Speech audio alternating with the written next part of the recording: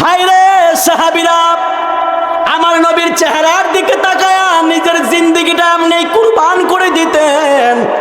তালহা বলে, ইয়া রাসূলুল্লাহ, ইয়া হাবিবাল্লাহ, নবী গো, যখন আজরাইল আসবে আমার জান কবজ করার জন্য, আমি তো আর সাধারণ কোনো জায়গায় নই, আমি তো আমার রহমতুল লিল আলামিনের কল মুবারকের মধ্যে। ইয়া রাসূলুল্লাহ, ইয়া হাবিবাল্লাহ, আমি শুধুমাত্র শেষবারের মতো একটা রিকোয়েস্ট আপনার সাথে করব, আমি তালহা যেন মরার সময় আপনার দিদার পাই, আপনারে দেখতে পাই। জবান খুলে বলেন না বাবা সুবহানাল্লাহ। আমার নবী ডাক দিয়ে বলে, রে তালহা,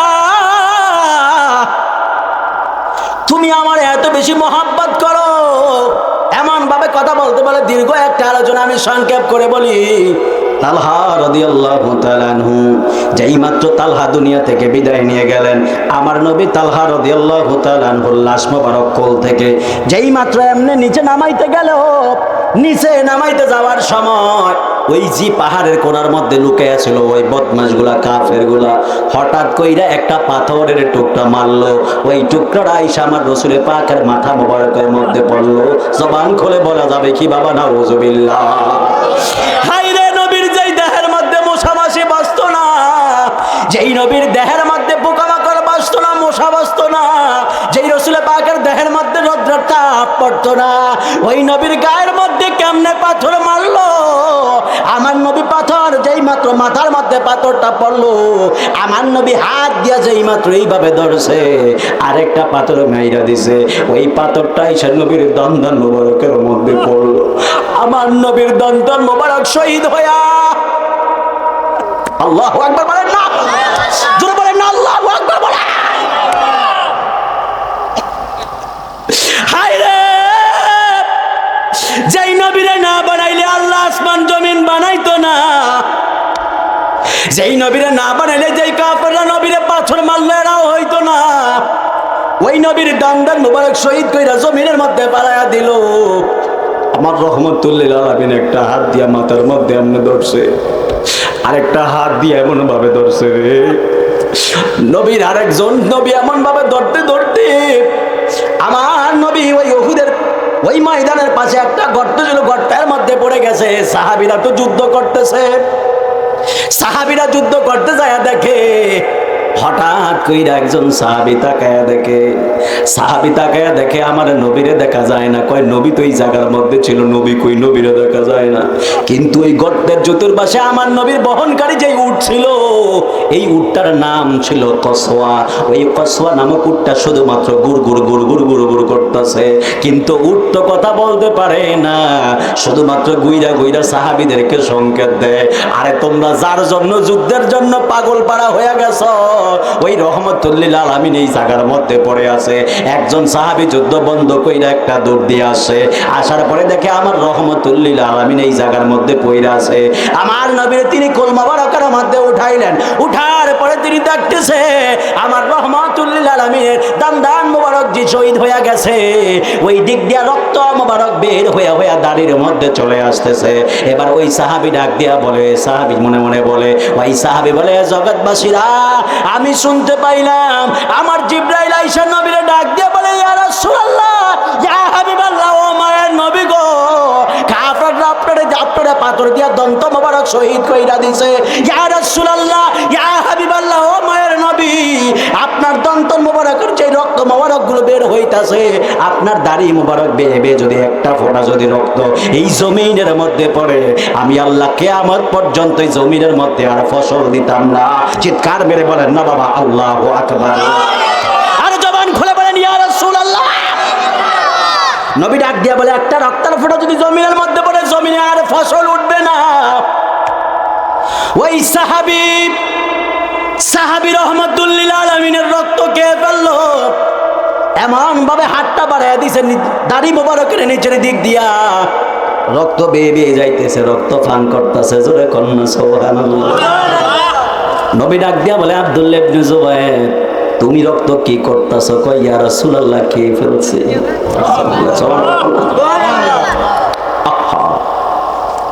বলে, তুমি কি আমার রক্ত খেয়ে ফেলতেছো? বলে, হ্যাঁ আমি রক্ত খেয়ে ফেলতেছি। আমার রাসূল মুস্কি হাসতেছে, রসুল যে হেলমেট পইরা যুদ্ধের হেলমেট পইরা যুদ্ধ করতেছিলেন, পাথর পইরা হেলমেটটা বাঁকা হইয়া মাথার ভিতরে ঢুকে গেছে। সাহাবী হেলমেটটা যেই মাত্র এইভাবে টান দেয়, আমার নবী কয়ে, সাহাবী রে, আমার হেলমেটটা এমন ভাবে টান দিস না, রক্ত বের হইয়া রক্ত একবারে টাইট হইয়া লেগে আছে। যদি হেলমেটটা তুমি টান দেও, আমি রহমতুল লিল আলামিন বড় ব্যথা পাই। সাহাবী চোখের বাড়ি ফাড়ায় কান্দে। আমার নবী কয়, আমার হেলমেটটা এমন ভাবে টান দিস না রে সাহাবী, আমার হেলমেটটা যদি এমন ভাবে টান দিস আমি বড় ব্যথা পাই। সাহাবী কয়, ইয়া রাসূলুল্লাহ, ইয়া হাবিবাল্লাহ, তাহলে আমি কেমনি হেলমেটটা আপনার মাথা থেকে উঠাবো? সাহাবী জিহ্বাটা বের কইরা দিয়া যেই জায়গার মধ্যে রক্তগুলো একবারে শুকিয়ে গেছে, মেম্বার সাহেব, যেই জায়গার মধ্যে রক্তগুলো একবারে শুকিয়ে গেছে রে, সাহাবী জিহ্বাটা বাহির কইরা ওই জায়গার মধ্যে শুধুমাত্র এইভাবে জিহ্বা দিয়া চাটতাছে। আল্লাহু আকবার বলেন না। একবারে জিহ্বাটা দিয়ে রক্তগুলো চাইটা পরিষ্কার কইরা রক্তগুলো যেই মাত্র দিচ্ছে, সাহাবী তারপরে হেলমেটটা উঠাইলেন। এরে আমার ব্রাহ্মণ চোখের বাবা, যারা আজকে জান্নাতি বাগান সাজাইছেন, খোদা কি কসম, ওয়াল্লাহি তাল্লাহি বিল্লাহ, যারা রহমতুল লিল আলামিনের বয়ান শুইনা চোখের পানি ফেলায় কাঁদতেছেন, যদি আল্লাহর দরবারে কবুল হয়, আপনারা জবান করে বলেন, আল্লাহ এই উসিলায় আমাদের মা বাবার গুনাহগুলো মাফ করতে পারে কি পারে না? ফালিয়াদহাকু কলিলা ওয়ালিয়াবকু কাসীরা। ও বান্দা, কম কম করে হাসো আর বেশি বেশি করে কান্দো। জীবনে যদি কান্নার পরিমাণটা বেড়ে যায়, আমি আল্লাহর দরবারে সেজদায় পইরা শুধুমাত্র শুকরিয়া আদায় করো। জীবনে যদি হাসির পরিমাণ বেড়ে যায়, তাহলে আমি আল্লাহর দরবারে বেশি বেশি ইস্তেগফার করো, কারণ আমি আল্লাহ কান্নারে অনেক বেশি মহব্বত করি। জোরে কন্যা সুবহানাল্লাহ। এই জন্য আমার যুবক ভাইয়েরা, ও মুরব্বী বাবারা, তালহা রাদিয়াল্লাহু তাআলা আনহু দুনিয়া থেকে চলে গেলেন। এইবার ওই সাহাবী ডাক দেয়া বলে, ইয়া রাসূলুল্লাহ, ইয়া হাবিবাল্লাহ, আমি আপনার রক্তগুলো জিহ্বা দিয়ে চেটে চেটে খেয়ে ফেললাম। নবী ডাক দেয়া বলে, এ সাহাবী রে, রক্তগুলো কেন তুমি খেয়ে ফেললা? রক্ত খাওয়া তো হারাম। সাহাবী তো কয়, এখন আমি আপনাদের কাছে জানতে চাই, ব্রাহ্মণ চোখের মানুষ, হ্যাঁ আমার মতলব উত্তরের বাবা, আপনারা জবান খুলে বলেন, রক্ত খাওয়া জায়েজ আছে না নাই? জায়েজ আছে? রক্ত খাওয়া হালাল হারাম না? রক্ত খাওয়া হালাল না হারাম? জোরে বলেন, হালাল না হারাম? রক্ত খাওয়া হলো হারাম, কোরআনের দলিল। কথা কর না? ইন্নামা, হুজুররা আছে যদি বুলবুলি তাহলে দেবেন। আল্লাহ বলেন, ইন্নামা হাররামা আলাইকুমুল মাইতাতা ওয়াদ-দামা ওয়া লাহমাল খিনজির। কথা কোন ঠিক না বেঠিক বলেন না?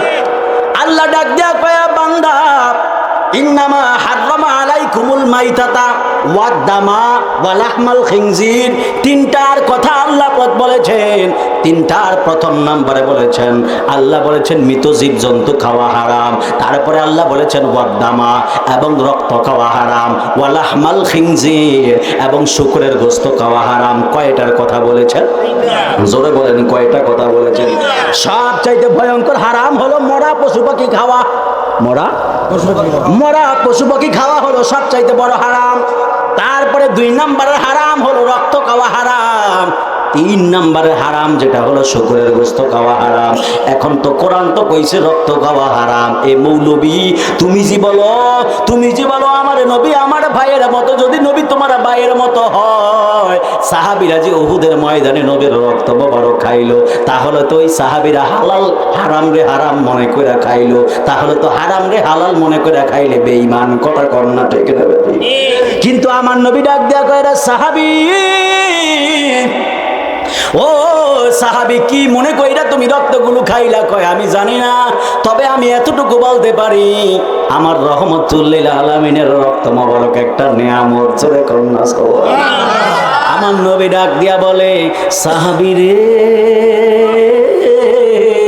ও সাহাবী, তুমি তো আমি নবীর রক্ত মোবারক পান করো নাই, তোমার জন্য জাহান্নামের আগুনকে চিরতরে হারাম বানায়া নিয়েছ। আরো জোরে বলেন সুবহানাল্লাহ বলেন। মদিনা মদিনা আশিক মুমিনের ঠিকানা বলো না মদিনা মদিনা আশিক মুমিনের ঠিকানা হায় হায় দিদার চেয়ে কাঁদো তোমরা দিদার চেয়ে কাঁদো তোমরা হও না নবীর দিওয়ানা মদিনা মদিনা আশিক মুমিনের ঠিকানা বলো না মদিনা মদিনা আশিক মুমিনের ঠিকানা বাইরে নবীর প্রিয় সাহাবী হযরত আবু বকর সিদ্দিক বলো নবীর প্রিয় সাহাবী হযরত আবু বকর সিদ্দিক ভালোবেসে শুইল পাশে ভালো পাশে যায়া দেখো মদিনা মদিনা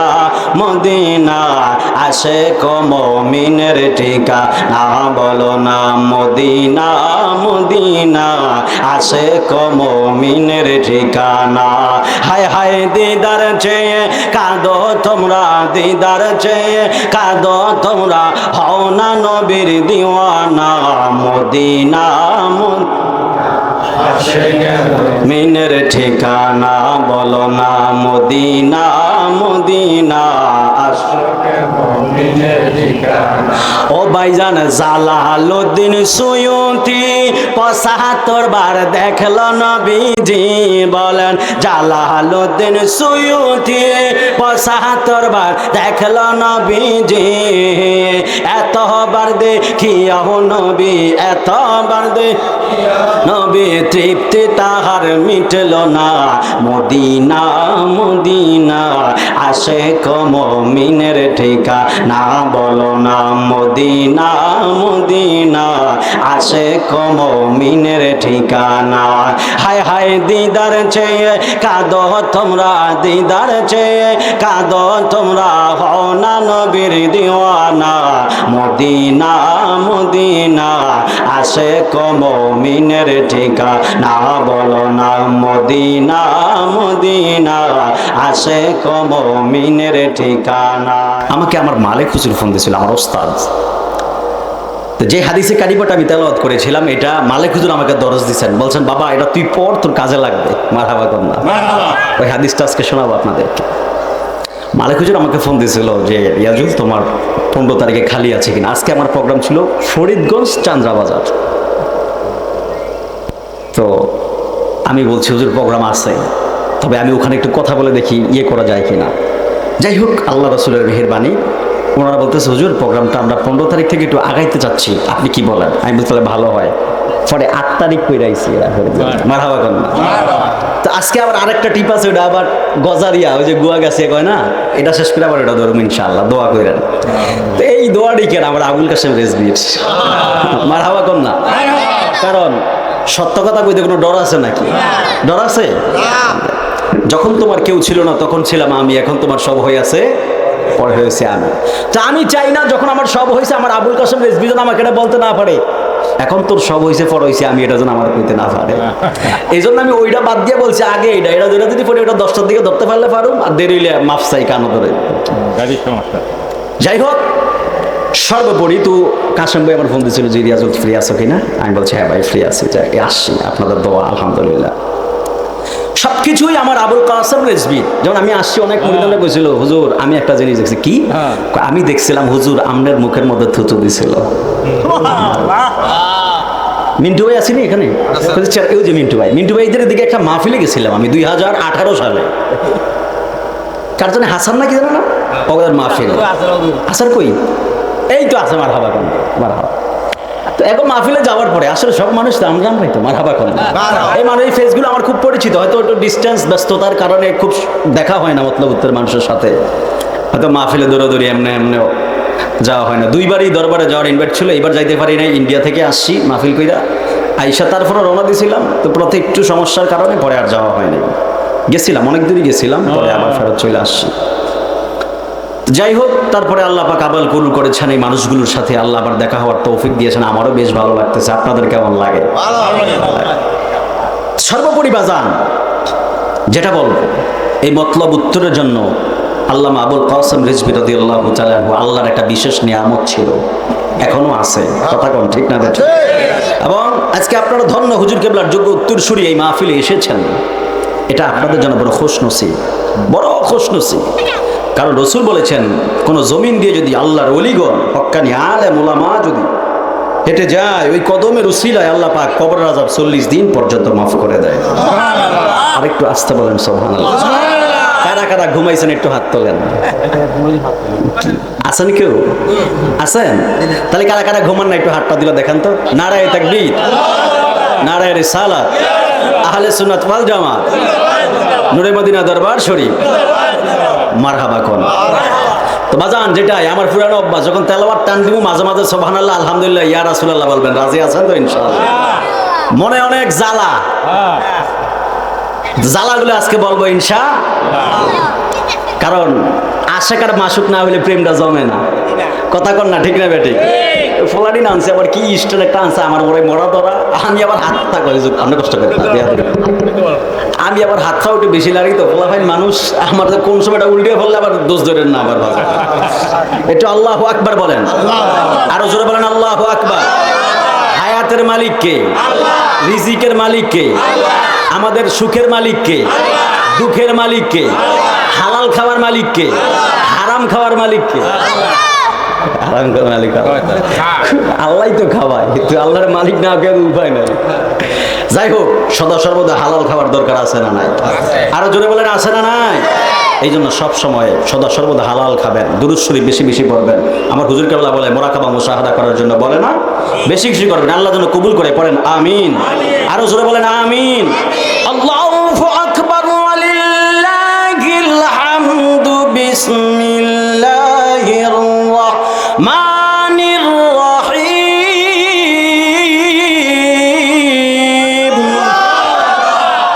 আওয়াজটা খুব কমে গেছে, আগে আওয়াজটি গেল কই আপনার? আগে তো আওয়াজ দিয়ে আমার পুরো পাগল করে দিতেন, সময় বলা হয় না ছিলাম। আরো জোরে কোন আল্লাহু আকবার বলেন জোরে। আমি দেখুন অন্য আজকে প্রেমের এসকোটা কেমন, কষ্ট হইব নি আপনাদের? ওয়ামা খালাকতুল জিন্না ওয়াল ইনসা ইল্লা লিয়াবুদুন।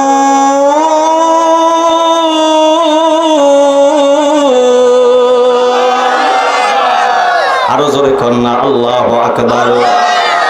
আমার মতলব উত্তরের বাবারা, আমার মতলব উত্তরের ব্রাহ্মণ চকের যুবক ভাইরা, মুরব্বী বাবারা, ও পর্দার আলের মা বোনেরা, আমার আল্লাহ আমাদেরকে বললেন বান্দা, আমার প্রত্যেকটা জিনিস সৃষ্টির পিছনে লুকায়িত একটা কারণ থাকবে।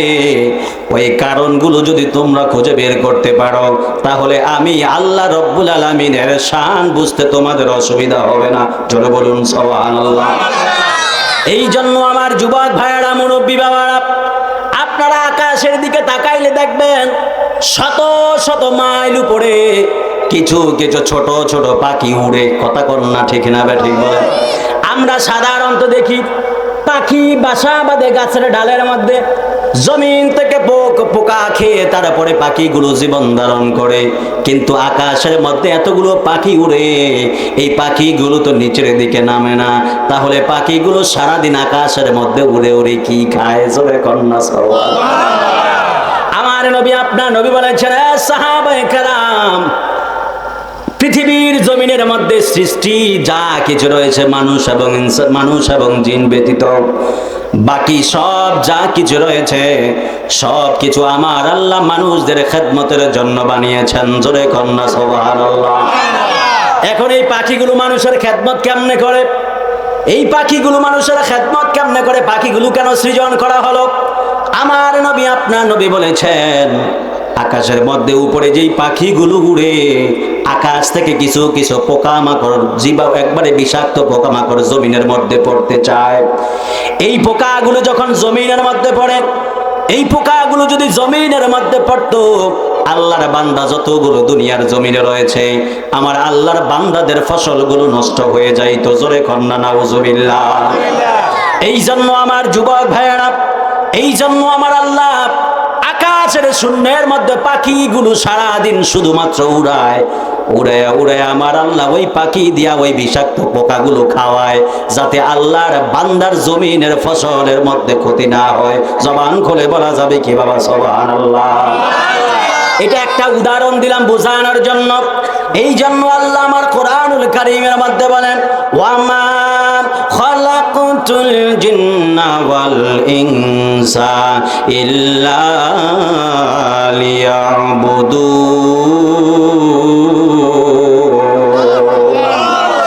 আল্লাহ ডাক দিয়া বলে, বান্দা, মা খালাকতুল জিন্না ওয়াল ইনসা, আমি আল্লাহ মানুষ এবং জিন জাতিকে বানাই নাই।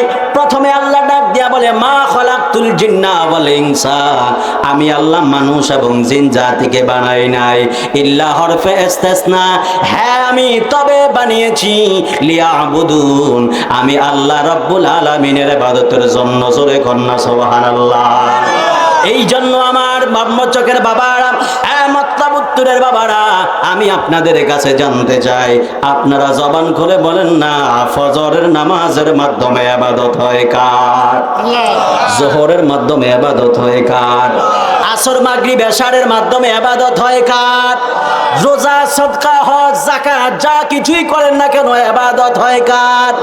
আরামের ঘুমকে হারাম করে দিয়ে যে আপনারা আজকে মাহফিলের মধ্যে বসে আছেন, আপনারা জবান খুলে বলেন না, এই মাহফিলে বসার মাধ্যমে ইবাদত হলো কার?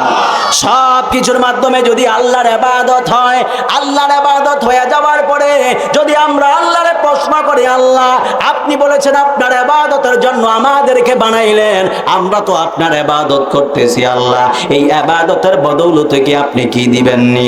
আল্লাহ ডাক দিয়া কয়, বান্দা, আমি আমার হাবিবি পাকের জবান মোবারকের মাধ্যমে তোমাদেরকে শোনাইলাম, কুল ইন্না সলাতি ওয়া নুসুকি ওয়া মাহইয়ায়া ওয়া মামাতি লিল্লাহি রাব্বিল আলামিন। আল্লাহ ডাক দিয়া বলে, ইয়া রাসূলুল্লাহ, ইয়া হাবিবাল্লাহ, আপনি বলেন, ইন্না সলাতি ওয়া নুসুকি ওয়া মাহইয়ায়া ওয়া মামাতি লিল্লাহি রাব্বিল আলামিন। আপনি আপনার উম্মতদেরকে জানিয়ে দেন, আমাদের নামাজ, আমার রোজা, আমার হজ, আমার যাকাত, আমার কুরবানি, আমার জীবন, আমার মরণ পৃথিবীর অন্য কোন মানুষের জন্য নয়, লিল্লাহি রাব্বিল আলামিন।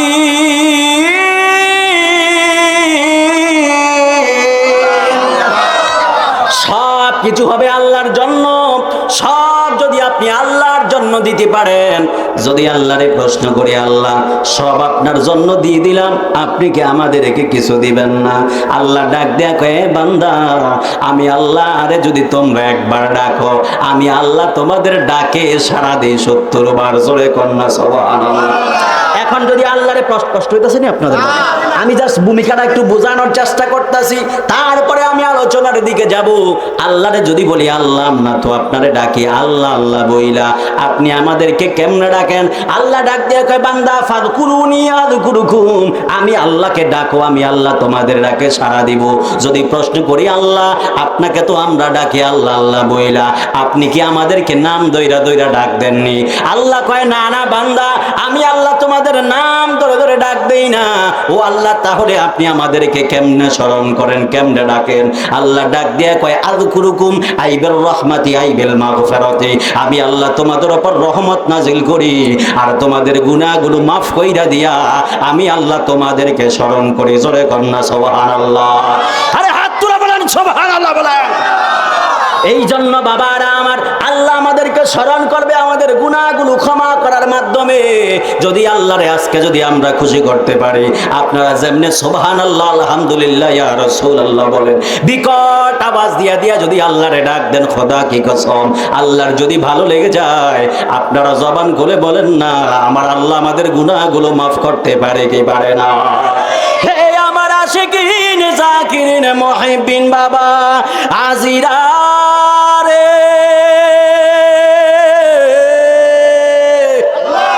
আরে হাতটা তুইলা কর না, আল্লাহু আকবার বলেন। এমন একটা মাহফিলের মধ্যে বসি, আমার মহান মুর্শিদ কিবলা মুজাদ্দিদে জামান আবুল কাসেম রিজভী এমন মানুষ ছিলেন, শুধুমাত্র আল্লাহর ওলি ছিলেন না, একজন মুজতাহিদ, একজন মুফতি আজম। মুফতি আজম বুঝেননি? এশিয়ার মধ্যে যে প্রখ্যাত একজন মুফতি আজম ছিলেন। লবারে কান্দি পড়াশোনার সময় যতটুকু জেনেছি, কিন্তু যখন মোহাম্মদপুর জামিয়া কাদরিয়া তৈয়িবিয়া আলিয়া কামিল মাদ্রাসাতে যখন গেলাম, বিভিন্ন আলা হযরত কনফারেন্সে যোগ দিলাম, আমি শুধুমাত্র বারবার ভাবতাম আমার মতলবের মানুষ আমার আলা হযরত আবুল কাসেম রিজভীকে যতটুকু চিনেছে তার চাইতে তার সম্মান হাজার হাজার গুণ বেশি ঢাকার জমিনে। সুবহানাল্লাহ। কারণ ঢাকার মানুষ কিন্তু সাধারণ মানুষকে ভ্যালু দেয় না। ঠিক না বেঠিক বলেন? কথা কোন না, ঠিক না বেঠিক? আলা হযরত কনফারেন্সে গেলে সবাই দাঁড়ায় যাইতো আমার হুজুরকে দেখে। মারহাবা কোন না? সবাই দাঁড়িয়ে সবার মাঝখানে মধ্যমণি বানাইতো। সে আবুল কাসেম রিজভী, কি বলবো উনার শান, কি বলবো উনার মান মর্যাদা। আল্লাহ ওনাকে এত ইজ্জত দিয়েছেন, এত সম্মান দিয়েছেন। নিরহংকার একজন মানুষ ছিল, ভিতরে কোনো লোভ ছিল না। আমি শুনেছি আমার হুজুর মাহফিল করার পরে অনেক চাল ডাল উপরলে গরিবদের মজে বিলাইয়া দেন। কথা কর না, ঠিক না? সুবহানাল্লাহ। এমন সোনার মানুষ আর কোথায় পাবেন? মানুষ পারে না অন্যের পকেট থেকে বইরা নিজের পকেট ভারী করে। কথা কন না, কথা কন না, ঠিক না? এই ব্রাহ্মণ চেকের মানুষ হাত তুলে বলেন, ঠিক কিনা বলেন? ঠিক। মানুষ পারে না অন্যের পকেট থেকে আইনে নিজের পকেট ভারী করে। কিন্তু আমার আবুল কাসেম রিজভী কেমন ছিলেন? নিজের পকেট থেকে বের করে অন্যের পকেট ভারী করতেন। এই কথা কন না, ঠিক কিনা বলেন না? এমন মুর্শিদের দামান যারা ধরতে পেরেছেন, খোদা কি কসম বলে দিয়ে যায়, রাসূল পাকের হাদিস যদি সত্য হয়, আমার আবুল কাসেম রিজভী আমাদেরকে রেখে আল্লাহর জান্নাতে কদম দিবে না। কথা বলুন, ঠিক কিনা? এই জন্য আমার মালিক হুজুর আমার যে হাদিসের দরজটা দিয়েছিলেন, এটা একটু শোনাই আপনাদেরকে। কষ্ট হইতাছে না আপনাদের? যদি রসকর সিঙ্গারা বুলবুলি চান, ওইটা দিয়েও বুঝ দিতে পারো, মারহাবা, কোনো সমস্যা নাই। কারণ ফলাটা দিন দিন আপডেট হইতেছে না। যদি রসকর সিঙ্গারা বুলবুলি চান, তাহলে আমি মুস্তাক দিয়ে শেষ করে দিব। আর যদি কন্যা হুজুর একটু বুঝায়া যান, আমরা সুন্নিরা চাপার জোরে চলি না। দলিল আছে না নাই বলেন না? আরো জোরে কোন আছে না নাই? আমার মালিক হুজুর একটা হাদিস আমারে দাখিলে পড়াইছিল, হাদিসটা আমি আপনাদেরকে একটু শোনাই। প্রায় সময় হাদিসটা বলে হৃদয়ে বুঝাই। যদি আমাদের আমলও কম হতে পারে, কোনো টেনশন নাই, কারণ আমরা মহব্বত করি আমার রহমতুল লিল আলামিনকে। কথা কন না, ঠিক না বেটা? এই জন্য কিছু কিছু মানুষ, কি কামাল ভাই কেমন কি অবস্থা? এই জন্য কিছু কিছু মানুষ কয় সুন্নিরা খালি নবী নবী করে, বলে না? নবী নবী করবো না কেন? আমার মুর্শিদে তো নবী নবী করছে। কথা কন না, ঠিক না বেটা? তো মুর্শিদের গোলাম তো আমরা। আমার বাপ যদি নবী নবী করে, আমিও তো নবী নবী করবো। আমার বাপ যদি নবী নবী করে, আমি যদি নবীরে বাদ দেই, তাহলে তো আমি হারামজাদা। কথা কন না, কথা কন না, ঠিক না? ঠিক বলে সুন্নিরা খালি নবী নবী করে। নবী নবী করবো না ভাই, হাসরের ময়দানে কি নবী ছাড়া উপায় আছে? কন না, নবী ছাড়া উপায় আছে? কিছু কিছু মৌলবী আছে দেখবেন, মসজিদের মেহরাবে দেখবেন, যখন লা ইলাহা ইল্লাল্লাহু মুহাম্মাদুর রাসূলুল্লাহ দেখে, এদের কলিজার মধ্যে আগুন ধরে যায়। কথা কন না, ঠিক না? বা ঠিক বলেন? আমরা সেই ঘুমটা পড়া সাহেবদেরকে বলতে চাই, মসজিদের মেহরাবে লা ইলাহা ইল্লাল্লাহ মুহাম্মাদুর রাসূলুল্লাহ থাকবে, আজানে আছে, কালেমায় আছে, তাশাহুদে আছে, একামতে আছে, জান্নাতের গাইটে গাইটে আছে, জান্নাতি হুরদের চোখের মনের মধ্যে আছে, আল্লাহর আরশে আজিমের মধ্যে আছে, আমাদের হৃদয়ে আছে, আমাদের মুখে আছে, জবানে আছে, থাকবে, আছে, কিয়ামত পর্যন্ত থাকবে। হাত তুলে বলেন, ঠিক কিনা বলে? এটা আমাদের থেকে কেউ সরাইতে পারবে না। জীবন চলে যাবে, কিন্তু রাসূল পাকের কালেমা, রাসূল পাকের মুহাব্বত, আসবাব আমরা জবান থেকে ছাড়বো না। কথা বলুন, ঠিক কিনা? আমার আবুল কাসেম রিজভী এগুলোই শিখে গেছেন। ওরা বাতিলদের সাথে পরোয়া করছিলেন, বলেন না? বাতিলদের সাথে পরোয়া করছিলেন। যখন এই লোবার কান্দি নিশ্চিহ্ন ছিল, চিহ্নই ছিল না, খালের মধ্যে আজকে লাবাইর কান্দি মাদ্রাসা 4 তলা ভবন তার হয়ে গেছে। কি জায়গা আছে কি কোনো সন্দেহ আছে?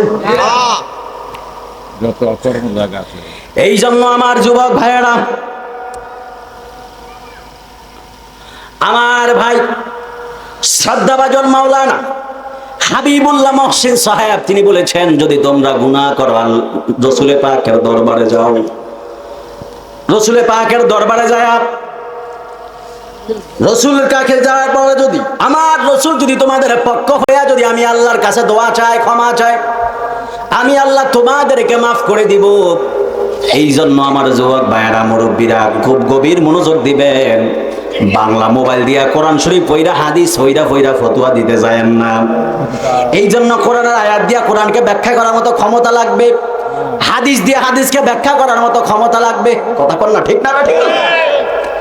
যদি আমি আপনাদেরকে আরেকটা আয়াত শোনাই, তারপরে যাইতেছি ওইদিকে, যেটা আপনাকে লাগবে আমি জানি তো, কারণ এমনি কইলে আর ভালো লাগে না, কারণ একটু প্রশংসার তো দরকার আছে।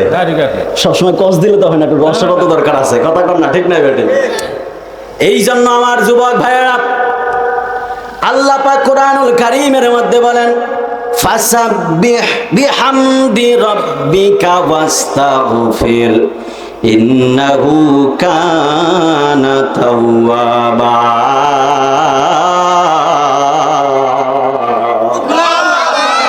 আল্লাহ বলে ফাসাব্বিহ বিহামদি রাব্বিকা ওয়াস্তাগফির। ইয়া রাসূলুল্লাহ, ইয়া হাবিবাল্লাহ, আপনি আল্লাহর প্রশংসা করেন, আল্লাহর প্রশংসা করার পরে আল্লাহর কাছে ইস্তেগফার করুন না। এই জন্য আমার যুবক ভাইরা যারা বাংলা মোবাইল কোরআন শরীফ দেখে পড়ো, একটু বুঝা নাও।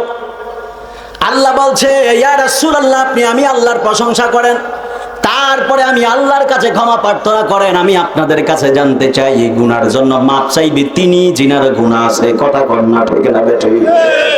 জিনার গুনাহ আছে, উনিই তো গুনাহ মাফ চাইবে, ক্ষমা চাইবে। কিন্তু আমার রাসূলকে তো আল্লাহ বলেছে, ইয়া রাসূলুল্লাহ, ইয়া হাবিবাল্লাহ, আপনি আমার কাছে ক্ষমা চান। এখন যদি আপনি প্রশ্ন করেন, রসুলকে তো আল্লাহ ক্ষমা চাইতে বলেছেন, তার মানে রসুল গুনাহগার, জবান খুলে বলা যাবে কি বাবা? নাউযুবিল্লাহ। রসুলের কোনো গুনাহ নাই। যদি কেউ বিশ্বাস করে একটা মুহূর্তের জন্য রসুল গুনাহগার ছিলেন, তাহলে ঈমান চলে যাবে। কথা কর না, ঠিক যাবে? তাহলে কেমনে বুঝবেন আল্লাহ কেন রসুলকে বলেছেন ক্ষমা চাওয়ার জন্য? এই আয়াত দিয়া, ওই আয়াত দিয়া ব্যাখ্যা করবেন। যদি তোমরা গুনাহ করে ফেলো, তাহলে রসুলের দরবারে যাও, রসুল যদি তোমাদের পক্ষ হয়ে আল্লাহর কাছে ক্ষমা চায়, তাহলে আমার আল্লাহ তোমাদের গুনাহগুলো ক্ষমা করে দিবে। জোরে কন্যা সুবহানাল্লাহ। এই জন্য বাবাজিরা আমার, যুবক ভাইরা, আমি আপনাদের সম্মুখে একটা হাদিসে মোবারক, একটা আয়াতে কারিমা তেলাওয়াত করেছিলাম। এই দুইটা আয়াত এবং হাদিসে কারিমার উপরে বয়ান করে আমি বিদায় আরজ করব। কিন্তু আপনারা জবান খুলে বলেন না, আমাদেরকে ওলি আল্লাহর গোলামির পাশাপাশি রসুলের পাকের মহব্বতের দরকার আছে না? না। আমার নবী কেমন নবী ছিলেন? আমার নবী তার জীবদ্দশায় 27 বার নিজে সশরীরে যুদ্ধের ময়দানে অংশগ্রহণ করেছেন। 17 রমজান বদর যুদ্ধে আমার রাসূল যখন কাফেরদেরকে পরাজিত করে ফেললেন, কাফেরদেরকে পরাজিত করার পরে কাফেররা নতুন করে দলবদ্ধ হয়ে গেল। আলেম ওলামায়ে কেরাম যারা আছেন, ওনারা এই যুদ্ধের ঘটনাগুলো জানেন, কোন যুদ্ধের পরে কোন যুদ্ধ হয়েছে, এই বিষয়গুলো ওনারা জানেন। তারপরে সাধারণ মানুষ যেহেতু জানেন, এই জন্য বলতে হয়, বদরের যুদ্ধে সাহাবায়ে কেরাম যখন কাফেরদের উপরে জয়লাভ করলেন, জয়লাভ করার পরে কাফেররা কেউ কেউ প্রতিজ্ঞাবদ্ধ হয়ে গেল, এখন এই বদরের যুদ্ধে আমাদেরকে হারানো হয়েছে, এরপরে যদি আমরা মুহাম্মদ সাল্লাল্লাহু আলাইহি ওয়াসাল্লামকে যদি আমরা হত্যা করতে না পারি, ওই কাফেররা তারা প্রতিজ্ঞাবদ্ধ হলো, ওয়াদা বলল। কেউ কেউ কিছু কিছু এমন কাফের ছিল যারা বলে, যদি মুহাম্মদকে হত্যা করতে না পারি, আমি জীবনে আর আমার স্ত্রীকে স্পর্শ করব না। চলে কন্যা নাউযুবিল্লাহ। হায় রে, মক্কার কাফেররা রাহমাতুল লিল আলামিনকে পাওয়ার পরে হত্যার পরিকল্পনা করে। আমরা ব্রাহ্মণ চোখের মানুষ যদি আমার নবীরে পাইতাম, হত্যা করার বদৌলতে রাহমাতুল লিল আলামিনকে নিজের কলিজাটা কাইটা বিছায়া দিয়া বলতাম, ইয়া রাসূলুল্লাহ, ইয়া হাবিবাল্লাহ, আপনারে আমরা হত্যা করব না, আমাদের কলিজা কাইটা পাপস বানায়া দিলাম, কলিজার উপর দিয়া হাইটা আমাদের জীবনটারে ধন্য করে।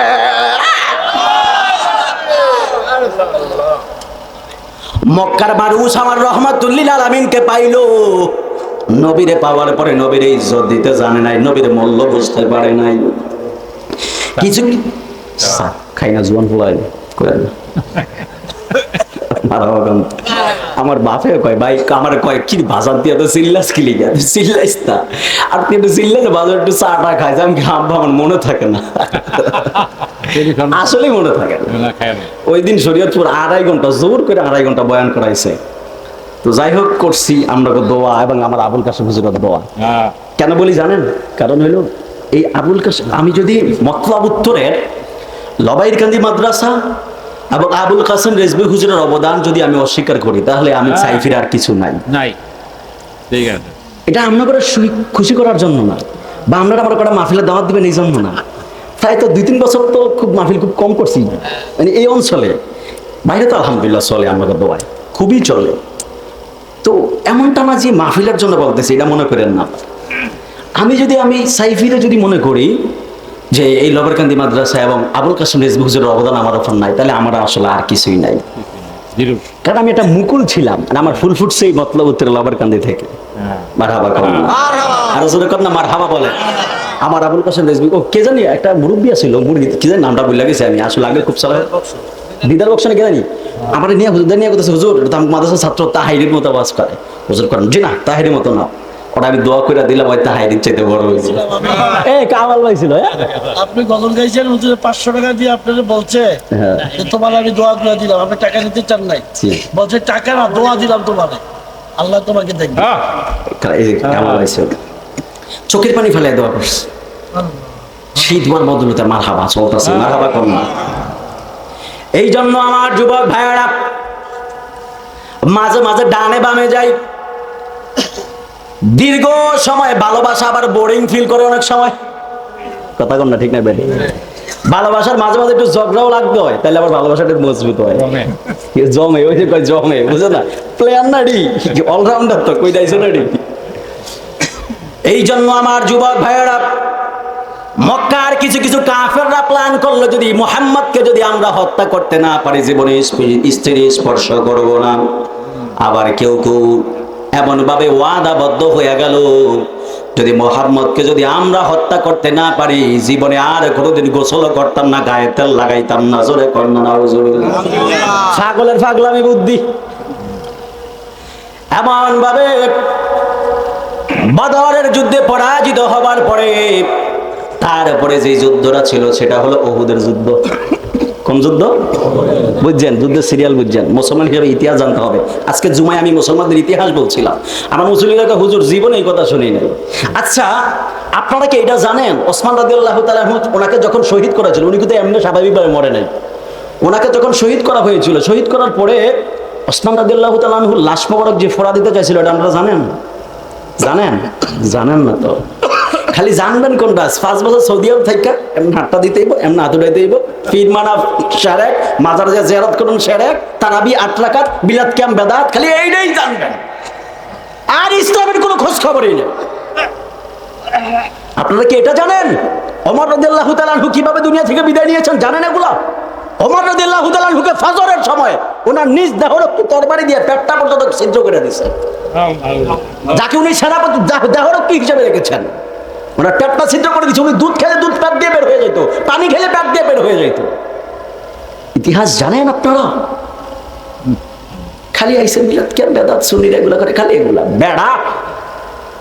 যতনে রতন চিনে, ভ্রমণে চিনে মধু, মূর্খ কিছু বাঙালি আছে চিনে কাঁচা মরিচ আর কদু। কথা কন না, ঠিক না? ঠিক বলেন? কষ্ট নিতেছেন না? আমি মানুষটাই, আমি পরিবর্তন লাগে আমার, না আগের মতোই। এই জন্য আমার যুবক ভাইয়েরা, নিজের মানুষ দেখে আর কি এমনি কই, কষ্ট নিতেছেন আপনারা? এটাই আমার ধর্ম। আমি লাল চোখ করে খুব কম ভয় পাই। এই যে কয়েকদিন আগে আমরা রোহিতের পর আমাদের মাহফিল বন্ধ করে দিচ্ছে।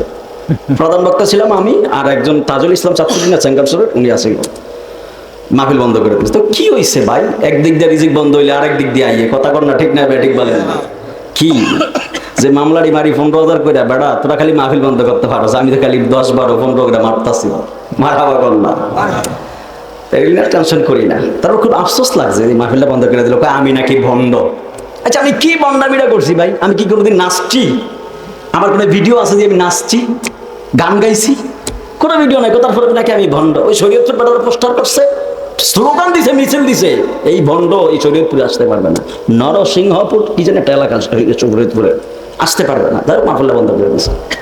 এই সিলেটে পরশুদিন, সিলেটে আমি মুফতি নিয়ামতুল্লাহ আল কাদরি, আহসানুল্লাহ নেসারি, তিনজন ছিলাম ইনভাইটেড। তিনজনের মধ্যে ওই দুইজন যাইতে পারবে, আমি যেতে পারবো না। আমি নাকি ভণ্ড। কেন? কয়েকদিন আগে যখন মাজার ভাঙ্গা শুরু হয়েছিল, এই মাজার নিয়ে মাজারের পক্ষ হয়ে আমি যখন ওদের বাস দেওয়া শুরু করছিলাম, এই এখন থেকে আমি বালানা অনলাইনে পাশা শুরু হয়ে গেছে আমি নাকি মাজার পূজারি। আমরা মাজার পূজাই না, আমরা মাজার জিয়ারতকারী। কথা কর না, ঠিক না বেঠিক বলেন? আমরা মাজার পূজা করি না, আমরা মাজার, কথা কর না, মাজার জিয়ারত করি। আমরা মাজার পূজা করি, আমরা মাজার জিয়ারত করি। আমার ভাই হাবিবুল্লাহ ভাই এই বিষয়ে খুব কঠোর আলোচনা করেছেন, মনে রাখবেন। বুঝছো বুঝলেন? এখন ভাবিলে কি, আচ্ছা ইনশাল্লাহ আমার হুজুর কালাম সরকার। ও এখানে ভাই আসলে আল্লাহর ওলি কিন্তু কাউকে ভুলে না, মারহাবা করেন না।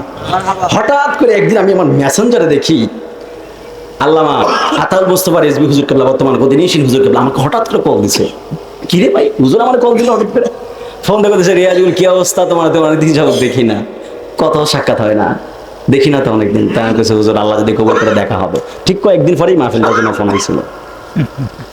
আসলে আল্লাহর ওলিদের কারামত এগুলো নসিব লাগে বুঝতে, কথা বল না, ঠিক না ব্যাঠিক বলেন? তো যেটা বলছিলাম, একটা জিনিস মনে রাখবেন, মাজারে সেজদা দিলেই কিন্তু সেরেক হয় না, সেজদা দিলেই সেরেক হয় না, এটা মনে করেন না। আর ফালে কোনো মুফতি আমার সামনে বসান, আলহামদুলিল্লাহ হ্যাডাম ছাড়া কথা বলি না। মাজারে সেজদা দিলেই সেরেক হয় না। মাজারে সেজদা দিলে কখন সেরেক হয় জানেন? যখন আপনি ওই ব্যক্তিকে আল্লাহর সমকক্ষ মনে করবেন। যদি আল্লাহর সমকক্ষ মনে করে যদি সেজদা দেন তাহলে সেরেক হবে। আর যদি মনে করেন না আমি ওনাকে আল্লাহ মনে করি না, তাজিবে সেজদা দেই, তখন এটা হারাম হবে। তখন এটা কি হবে? হারাম হবে। ডাইরেক্ট এত কাফের ফতুয়াটা এত সহজ না। কাফের কাউকে কাফের বলা এত সহজ বিষয় না, খালি কথায় কথায় কাফের কইয়া না। আর হ্যাডাম যদি কেউ থাকে তাহলে আসো ভাই বুঝো, আমার বুঝাই দাও, আমিও তোমার বুঝাই পারলে। এজন্য সেজদা দিলে সেরেক হয় না। যে সিজদা দিব ওনাকে জিজ্ঞেস করবেন কেন সেজদা দিচ্ছেন, আল্লাহ মনে করি না, যদি কয় হ্যাঁ তাহলে সেরেক। আর যদি কয় না আমি আল্লাহ মনে করে সেজদা দিই, তাহলে কেন দিচ্ছেন? তাআজুমি সেজদা দিছি, তাহলে হারাম। তাহলে কি বুঝছেন? ওয়াজ বুঝেনি আপনারা? বুঝছেনই। আমার হুজুর কিছু একটু জিকির করাইতে, একটু জিকির করবেন তো বিদায় বেলা ইনশাআল্লাহ, একটু বিদায় বেলা জিকির করবেন ইনশাআল্লাহ। এই জন্য আমার যুবক ভাইয়ারা, মক্কার কাফেররা প্ল্যান শুরু করে দিল আমার নবীকে হত্যা করার জন্য। দ্বিতীয় যে যুদ্ধটা ছিল ওই যুদ্ধের নাম হলো উহুদের যুদ্ধ। উহুদের ময়দানে আমার রাহমাতুল লিল আলামিন সাহাবায়ে কেরামদেরকে নিয়ে যুদ্ধ করতে চলে গেলেন। যুদ্ধ করতে করতে করতে করতে এক পর্যায়ে আমার রাহমাতুল লিল আলামিন তিনি নিজেও যুদ্ধ করতেছেন, সাহাবায়ে কেরামও যুদ্ধ করতেছেন। যুদ্ধ করার এক পর্যায়ে যুদ্ধ করতে করতে সাহাবায়ে কেরাম আমার নবীর থেকে একটু দূরে সরে গেছেন। দূরে সরে যাবার পরে সাহাবায়ে কেরামও যুদ্ধ শুরু করে দিছে, আমার নবীও যুদ্ধ করা শুরু করে দিছে। যুদ্ধ করতে করতে করতে করতে এক পর্যায়ে নবীর একজন সাহাবী ছিল যার নাম ছিল হযরতে তালহা। জোরে কন্যা সুবহানাল্লাহ। নবীর সাহাবী হযরতে তালহা রাদিয়াল্লাহু তাআলা আনহু, তিনি দেখলেন নসরমার রাসূল যুদ্ধ চালিয়ে যাচ্ছেন। ওই উহুদের পাহাড়ের চিপা থেকে কিছু কিছু কাফের আমার নবীর দিকে একটা তীর ধইরা রাখছে। এই তীরটা আমার নবীর দেহ মুবারকের মারবে। জবান খুলে বলা যাবে কি বাবা নাউজুবিল্লাহ? আমার নবীর দেহ মুবারকের মধ্যে মারবে। তালহা রাদিয়াল্লাহু তাআলা আনহু এই দৃশ্য দেখার পরে তিনি যুদ্ধ বন্ধ করে একটা দৌড় দিলেন। দৌড় দেওয়ার পরে আমার নবীর গিয়ে জড়ায়া ধরলেন। আমার রাহমাতুল লিল আলামিন ডাক দিয়া বলে, তালহা যুদ্ধ বন্ধ কইরা কেন তুমি আমার কাছে এসেছো? আসার পরে হঠাৎ করে কেন আমারে জড়ায়া ধরলা? তালহা রাদিয়াল্লাহু তাআলা আনহু তিনি ডাক দিয়া বললেন, ইয়া রাসূলুল্লাহ, ইয়া হাবিবাল্লাহ, আপনি ওই দিকে তাকায় দেখেন না, কাফেররা আপনাকে তীর মারার জন্য কেমন ভাবে তীর তাক করে রাখছে। আমার তালহা যেই মাত্র এই কথাটা বলল, এই কথাটা বলার পরে কাফেররা তীরটা চাইরা দিছে। তীরটা তালহার বুকের মধ্যে ঢুইকা একবারে কলিজাটা ছিদ্র হয়ে গেছে। জবান খুলে বলা যাবে কি বাবা আল্লাহু আকবার? হায় রে, তালহার বুকের মধ্যে যখন তীরটা ঢুইকা গেল,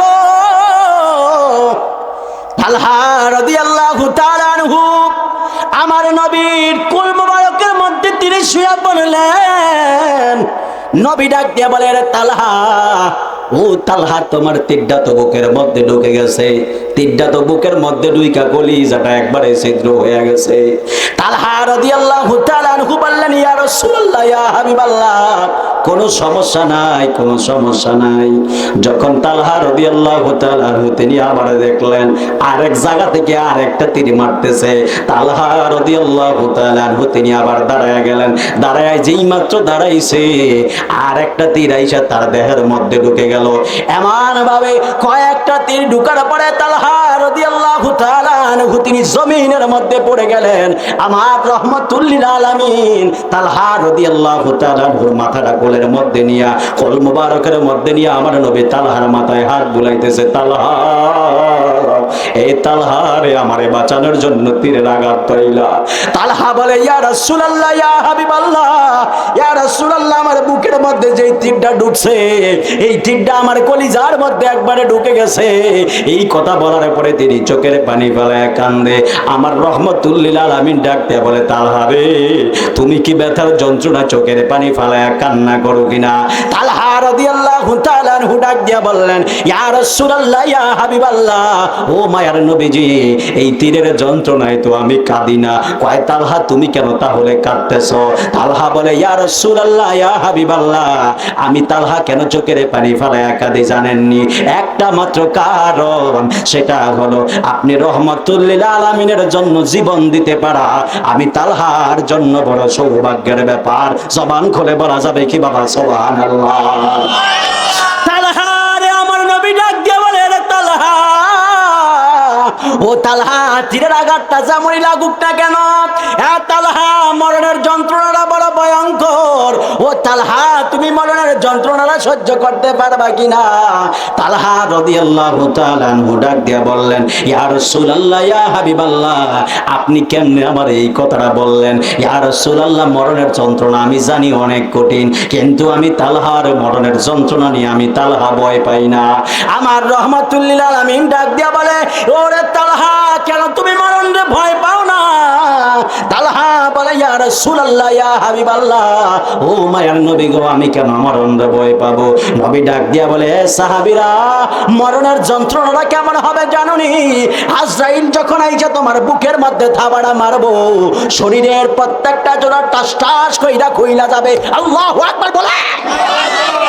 আমার রহমাতুল লিল আলামিন ডাক দিয়া বলে, তালহা রে, আজরাইল যখন বুকের মধ্যে থাবাড়া মারবে, শরীরের প্রত্যেকটা জোড়া টাস টাস কইরা কইলা যাইব।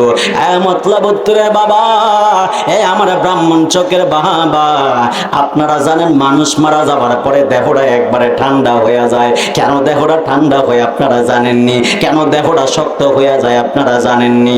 মরার পরে দেহটা কেন শক্ত হয়ে যায়? মরার পরে দেহটা কেন ঠান্ডা হয়ে যায়? কারণ কি, কারণ কি জানেননি? আমার নবী, আপনার নবী ডাক দেয়া বলে, পৃথিবীর উম্মত, মরার সময় যখন আজরাইল বুকের মধ্যে থাবাড়া মারে, একটা থাবা মারার সাথে সাথে মানুষটার শরীরের মধ্যে যে গরম তাজা লাল লাল, ওরে তালহা, তীরের যন্ত্রণা যেমনই হোক না কেন, মরণের যন্ত্রণা আরো ভয়ঙ্কর হবে। তালহা বলে, ইয়া রাসূলুল্লাহ, ইয়া হাবিবাল্লাহ, এই কথা আমারে বইলা কোনো লাভ নাই। নবী কয়, কেন? তালহা বলে, ইয়া রাসূলুল্লাহ, ইয়া হাবিবাল্লাহ, নবী গো, আমি তালহার মরণের সময় কোনো কষ্ট হবে না। নবী ডাক দিয়া বলে, তালহা, কেন তোমার কোনো কষ্ট হবে না? তালহা বলে, ইয়া রাসূলুল্লাহ, তাম পৃথিবীর মানুষদের একটা মাত্র চাওয়া, মরার সময় আপনার দিদার পাওয়া। জোরে কন্যা সুবহানাল্লাহ। মরার সময় রাসূলের পাকের দিদার চাই কি চাই না? আরো জোরে বলেন, চাই কিনা বলেন? মরার সময় রাসূলের দিদার চাবেন। নসিব যদি ভালো হয়ে যায়, আমার রাসূল স্বপ্ন যোগে এসে দেখা দিতে পারে কি পারে না? তালহা বলে, ইয়া রাসূলুল্লাহ, ইয়া হাবিবাল্লাহ, ও মায়ের নবী গো, ইয়া রাসূলুল্লাহ, মরণের যন্ত্রণা আমার কেমন হবে? আমি যখন আজরাইল আসবে, আমার রূহটা বের করে নিবে, আমার চোখের সামনে যেটা থাকবে সেটা আপনি রাসূলের পাকের চেহারা মোবারক। জোরে কন্যা সুবহানাল্লাহ। হায় রে সাহাবীরা, আমার নবীর চেহারার দিকে তাকায়া নিজের জিন্দেগিটা এমনি কুরবান করে দিতেন। বলে ইয়া রাসূলুল্লাহ, ইয়া হাবিবাল্লাহ, নবী গো, যখন আজরাইল আসবে আমার জান কবজ করার জন্য, আমি তো আর সাধারণ কোনো জায়গায় নই, আমি তো আমার রহমতুল লিল আলামিনের কল মুবারকের মধ্যে। ইয়া রাসূলুল্লাহ, ইয়া হাবিবাল্লাহ, আমি শুধুমাত্র শেষবারের মতো একটা রিকোয়েস্ট আপনার সাথে করব, আমি তালহা যেন মরার সময় আপনার দিদার পাই, আপনারে দেখতে পাই। জবান খুলে বলেন না বাবা সুবহানাল্লাহ। আমার নবী ডাক দিয়ে বলে, রে তালহা, তুমি আমার এত বেশি মহাব্বত করো, এমন ভাবে কথা বলতে বলে দীর্ঘ একটা আলোচনা আমি সংক্ষেপ করে বলি। তালহা রাদিয়াল্লাহু তাআলা আনহু যেই মাত্র তালহা দুনিয়া থেকে বিদায় নিয়ে গেলেন, আমার নবী তালহা রাদিয়াল্লাহু তাআলা আনহুর লাশ মোবারক কোল থেকে যেই মাত্র এমনি নিচে নামাইতে গেল, নিচে নামাইতে যাওয়ার সময় ওই যে পাহাড়ের কোণার মধ্যে লুকিয়ে ছিল ওই বদমাশগুলা, কাফেরগুলা, হঠাৎ কইরা একটা পাথরের টুকরা মারলো। ওই টুকরাটা আইসা আমার রাসূল পাকের মাথা মোবারকের মধ্যে পড়লো। জবান খুলে বলা যাবে কি বাবা? নাউযুবিল্লাহ। হায়রে নবীর যেই দেহের মধ্যে মশামাছি বাসতো না, যেই নবীর দেহের মধ্যে পোকামাকড় বাসতো না, মশা বাসতো না, যেই রাসূল পাকের দেহের মধ্যে রৌদ্রের তাপ পড়তো না, ওই নবীর গায়ের মধ্যে কেমনে পাথর মারলো? আমার নবী পাথর যেই মাত্র মাথার মধ্যে পাথরটা পড়লো, আমার নবী হাত দিয়া যেই মাত্র এইভাবে ধরছে, আরেকটা পাথর মাইরা দিছে, ওই পাথরটা এসে নবীর দন্দন মোবারকের মধ্যে পড়লো। আমার নবীর দন্দন মোবারক শহীদ হইয়া, আল্লাহু আকবার বলেন না, জোরে বলেন না, আল্লাহু আকবার বলেন। হায়রে,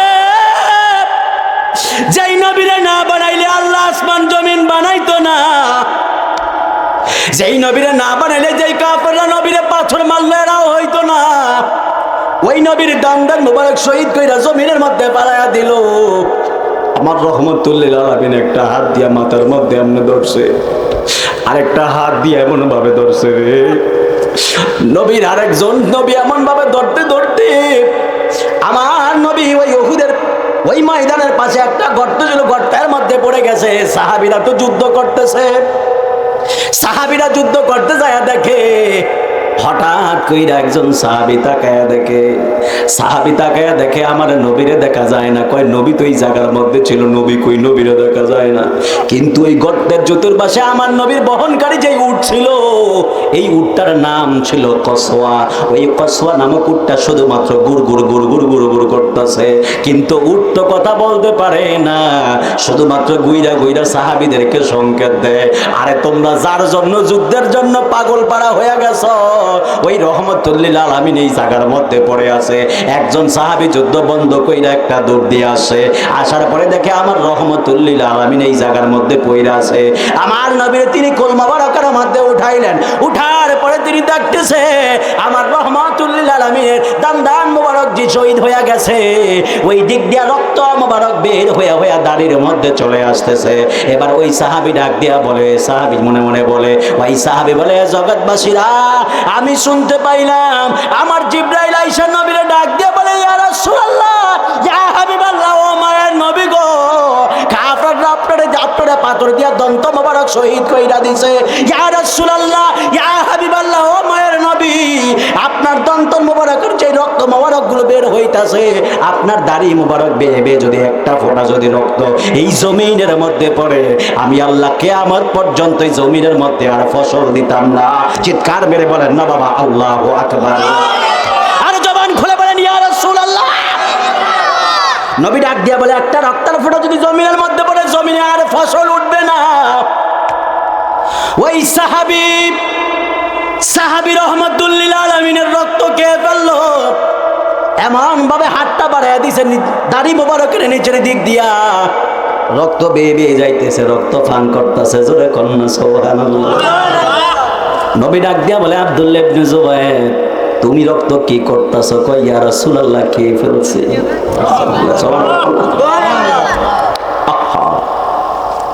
বলে, তুমি কি আমার রক্ত খেয়ে ফেলতেছো? বলে, হ্যাঁ আমি রক্ত খেয়ে ফেলতেছি। আমার রাসূল মুস্কি হাসতেছে। রাসূল যে হেলমেট পইরা, যুদ্ধের হেলমেট পইরা যুদ্ধ করতেছিলেন, পাথর পইরা হেলমেটটা বাঁকা হইয়া মাথার ভিতরে ঢুকে গেছে। সাহাবী হেলমেটটা যেই মাত্র এইভাবে টান দেয়, আমার নবী কয়ে, সাহাবী রে, আমার হেলমেটটা এমন ভাবে টান দিস না, রক্ত বের হইয়া রক্ত একবারে টাইট হইয়া লেগে আছে।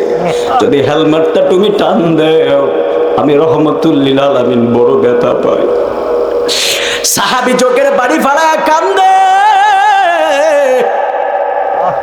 আমার নবী কয়, আমার হেলমেটটা এমন ভাবে টান দিস না রে সাহাবী, আমার হেলমেটটা যদি এমন ভাবে টান দিস আমি বড় ব্যথা পাই। সাহাবী কই, ইয়া রাসূলুল্লাহ, ইয়া হাবিবাল্লাহ, তাহলে আমি কেমনি হেলমেটটা আপনার মাথা থেকে উঠাবো? সাহাবী জিহ্বাটা বের কইরা দিয়া যেই জায়গার মধ্যে রক্তগুলো একবারে শুকিয়ে গেছে, মেম্বার সাহেব, যেই জায়গার মধ্যে রক্তগুলো একবারে শুকিয়ে গেছে রে, সাহাবী জিহ্বাটা বাহির কইরা ওই জায়গার মধ্যে শুধুমাত্র এইভাবে জিহ্বা দিয়া চাটতাছে। আল্লাহু আকবার বলেন না। একবারে জিহ্বাটা দিয়ে রক্তগুলো চাইটা পরিষ্কার কইরা রক্তগুলো যেই মাত্র বিচ্ছে, সাহাবী তারপরে হেলমেটটা উঠাইলেন। এরে আমার ব্রাহ্মণ চোখের বাবা, যারা আজকে জান্নাতি বাগান সাজাইছেন, খোদা কি কসম, ওয়াল্লাহি তাল্লাহি বিল্লাহ, যারা রহমতুল লিল আলামিনের বয়ান শুইনা চোখের পানি ফেলায় কাঁদতেছেন, যদি আল্লাহর দরবারে কবুল হয়, আপনারা জবান করে বলেন, আল্লাহ এই উসিলায় আমাদের মা বাবার গুনাহগুলো মাফ করতে পারে কি পারে না? ফালিয়াদহাকু কালিলা ওয়ালিয়াবকু কাসীরা। ও বান্দা, কম কম করে হাসো আর বেশি বেশি করে কান্দো। জীবনে যদি কান্নার পরিমাণটা বেড়ে যায়, আমি আল্লাহর দরবারে সেজদায় পইরা শুধুমাত্র শুকরিয়া আদায় করো। জীবনে যদি হাসির পরিমাণ বেড়ে যায়, তাহলে আমি আল্লাহর দরবারে বেশি বেশি ইস্তেগফার করো, কারণ আমি আল্লাহ কান্নারে অনেক বেশি মহব্বত করি। জোরে কন্যা সুবহানাল্লাহ। এই জন্য আমার যুবক ভাইয়েরা ও মুরব্বী বাবারা, তালহা রাদিয়াল্লাহু তাআলা আনহু দুনিয়া থেকে চলে গেলেন। এইবার ওই সাহাবী ডাক দেয়া বলে, ইয়া রাসূলুল্লাহ, ইয়া হাবিবাল্লাহ, আমি আপনার রক্তগুলো জিহ্বা দিয়ে চেটে খেয়ে ফেললাম। নবী ডাক দেয়া বলে, এ সাহাবী রে, রক্তগুলো কেন তুমি খেয়ে ফেললা? রক্ত খাওয়া তো হারাম। সাহাবী তো কয়, এখন আমি আপনাদের কাছে জানতে চাই, ব্রাহ্মণ চোখের মানুষ, হ্যাঁ আমার মতলব উত্তরের বাবা, আপনারা জবান খুলে বলেন, রক্ত খাওয়া জায়েজ আছে না নাই? জায়েজ আছে? রক্ত খাওয়া হালাল হারাম না? রক্ত খাওয়া হালাল না হারাম? জোরে বলেন, হালাল না হারাম? রক্ত খাওয়া হলো হারাম, কোরআনের দলিল। কথা কন না?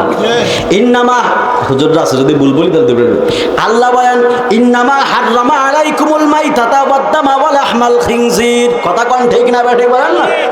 আল্লাহ ডাক দেয়া কয়, বান্দা, ইন্নামা হাররামা আলাইকুমুল মাইতাতা ওয়াদ-দামা ওয়া লাহমাল খিনজির, তিনটার কথা আল্লাহ বলেছেন। তিনটার প্রথম নম্বরে বলেছেন, আল্লাহ বলেছেন মৃত জীবজন্তু খাওয়া হারাম। তারপরে আল্লাহ বলেছেন ওয়াদ-দামা, এবং রক্ত খাওয়া হারাম, ওয়া লাহমাল খিনজির, এবং শুকরের গোশত খাওয়া হারাম। কয়টার কথা বলেছেন? জোরে বলেন, কয়টা কথা বলেছেন? সবচাইতে ভয়ঙ্কর হারাম হলো মরা পশু পাখি খাওয়া। মরা পশু পাখি খাওয়া হলো সবচাইতে বড় হারাম। তারপরে 2 নম্বরের হারাম হলো রক্ত খাওয়া হারাম। 3 নম্বরের হারাম যেটা হলো শুকরের গোশত খাওয়া হারাম। এখন তো কোরআন তো কইছে রক্ত খাওয়া হারাম। এ মৌলবী, তুমি জি বলো আমার নবী আমার ভাইয়ের মতো, যদি নবী তোমার ভাইয়ের মতো হয়, সাহাবীরা যে উহুদের ময়দানে নবীর রক্ত মোবারক খাইলো, তাহলে তো ওই সাহাবীরা হালাল হারাম রে হারাম মনে করে খাইলো, তাহলে তো হারাম রে হালাল মনে করে খাইলে বেঈমান। কথা কর না ঠিক না? কিন্তু আমার নবী ডাক দেয়া কয়, সাহাবী, ও সাহাবী, কি মনে কইরা তুমি রক্তগুলো খাইলা? কয়, আমি জানি না, তবে আমি এতটুকু বলতে পারি, আমার রহমতুল লিল আলামিনের রক্ত মোবারক একটা নিয়ামত। জোরে কন্যা সুবহানাল্লাহ। আমার নবী ডাক দিয়া বলে, সাহাবী রে, ও সাহাবী, তুমি তো আমি নবীর রক্ত মোবারক পান করো নাই, তোমার জন্য জাহান্নামের আগুনকে চিরতরে হারাম বানায়া নিয়েছো। আরো জোরে বলেন সুবহানাল্লাহ বলেন। মদিনা মদিনা আশিক মুমিনের ঠিকানা বলো না মদিনা মদিনা আশিক মুমিনের ঠিকানা হায় হায় দিদার চেয়ে কাঁদো তোমরা দিদার চেয়ে কাঁদো তোমরা হও না নবীর দিওয়ানা মদিনা মদিনা আশিক মুমিনের ঠিকানা বলো না মদিনা মদিনা আশিক মুমিনের ঠিকানা বাইরে নবীর প্রিয় সাহাবী হযরত আবু বকর সিদ্দিক বলো নবীর প্রিয় সাহাবী হযরত আবু বকর সিদ্দিক ভালোবেসে শুইল পাশে ভালো পাশে যায়া দেখো মদিনা মদিনা মদিনা আশিক মুমিনের ঠিকানা বলো না মদিনা মদিনা আশিক মুমিনের ঠিকানা হায় হায় দিদার চেয়ে কাঁদো তোমরা দিদার চেয়ে কাঁদো তোমরা হও না নবীর দিওয়ানা মদিনা মিনের ঠিকানা বলো না মদিনা মদিনা ও ভাইজান জালালউদ্দিন সুয়ুতি ৭৫ বার দেখল নবীজি বলেন জালালউদ্দিন সুয়ুতি ৭৫ বার দেখল নবীজি এতবার দেখিয়াও নবী এতবার নবী তৃপ্তি তাহার মিটল না মদিনা মদিনা আশিক মুমিনের ঠিকানা বলো না মদিনা মদিনা আশিক মুমিনের ঠিকানা হায় হায় দিদার চেয়ে কাঁদো তোমরা দিদার চেয়ে কাঁদো তোমরা হও না নবীর দিওয়ানা মদিনা মদিনা আশিক মুমিনের ঠিকানা বলো না মদিনা মদিনা আশিক মুমিনের ঠিকানা একটা জবান বন্ধ রাখবেন না চিৎকার মেরে বলেন না বাবা ইয়া রাসূলুল্লাহ দুই হাত তুলে বলেন ইয়া রাসূলুল্লাহ সেই রাসূল পাকের মহব্বত আমরা চাই কি চাই না বলেন সেই রাসূল পাকের শান আর আজমতকে রক্ষা করতে যদি আরেকটা জীবন দেওয়ার ডাক আসে আমরা সেই যুদ্ধে অংশগ্রহণ করতে চাই কি চাই না বলেন যদি একটা ডাক আসে আমার রাসূল পাকের জন্য আজমতকে রক্ষা করতে আমার আতাউল মুস্তাফা রেজবি আল কদরি যদি ডাক দেয় আমার বক্তব্যের আশেক যারা আছো মুস্তাফার আজমতকে রক্ষা করতে জীবন দিতে হবে আমরা ব্রাহ্মণ চকের মতলবুত্তরের মানুষ সবার আগে চালিয়ে যাবো কথা বলেন ঠিক কিনা বলেন যদি এই ঈমান আর বিশ্বাস যদি রাখতে পারেন তাহলে রাসূলের কদমে সিলেক্টেড হয়ে যাবেন মারহাবা কোন আরো জোরে কোন না মারহাবা গজল কি খুব বেশি গাইছি বাজান গজল টজল গাই না কারণ খুব কমই গাই কারণ এগুলো গাইলে আবার দোষ হয় কয় গজলটা গাই পুরো ওয়াজটা শেষ করছে জন্য গাই না কয়টাটা বাজছে না কটা বাজে হ্যাঁ 10টা আইনালিল্লাহ 10টা বেজে গেছে আমার তো ওইটা ধরতেই ভাই আমার একটু সংকেত দিলি না বুঝলাম আমার হুজুর একটু কইছে একটু জিকির করতে আমি একটু জিকির করাম ইনশাআল্লাহ জিকিরটা করে আমি দৌড় দিব আবার ইনশাআল্লাহ দোয়া করে দেব রাজি আছেন তো ইনশাআল্লাহ ডাক দিবেন নাকি আবার কষ্ট নিয়ে না যদি আল্লাহ নসিবে রাখে আবার ভবিষ্যতে দেখা হবে আসলে একটু মহব্বতে জিকির করি আল্লাহ আল্লাহ আল্লাহ আল্লাহ আল্লাহ আল্লাহ কি আমার কপি না বেড়া অত সময় হয়ে গেছে বুঝলাম আল্লাহ আল্লাহ তোমায় পাইতে কান্দে পাগল মন দাও না দয়াল আমায় দর্শন মাশাআল্লাহ আল্লাহ আল্লাহ আল্লাহ পাইতে কান্দে পাগল মন দাও না দয়াল আমায় দর্শন মাশাআল্লাহ আল্লাহ আল্লাহ আল্লাহ কোন সাধনে পাইব রে মুর্শিদ তোমার রাঙ্গা দুই চরণ কোন সাধনে পাইব রে মুর্শিদ তোমার রাঙ্গা দুই চরণ দাও না দয়াল আমায় দর্শন মাশাআল্লাহ আল্লাহ আল্লাহ আল্লাহ আমার বলতে আমি নাই রে তুমি মোর জীবন দয়াল আমার বলতে আমি নাই রে তুমি মোর জীবন মাশাআল্লাহ আল্লাহ আল্লাহ দেখা দিয়া ও গো মুর্শিদ কর জালা নিবারণ দেখা দিয়া ও গো মুর্শিদ কর জালা নিবারণ দাও না দয়াল আমায় দর্শন মাশাআল্লাহ আল্লাহ আল্লাহ আল্লাহ আল্লাহ আপনি জানেন জান গো নবীজি আপনি জোরে জানেন জাহাঙ্গান ও গো নবীজি আপনি জানেন জাহাঙ্গান মাশাআল্লাহ আল্লাহ আল্লাহ নয়নে একবার দেখিলে জোড়াইতাম পরাণ ও গো নবীজি আপনি জানেন জাহাঙ্গান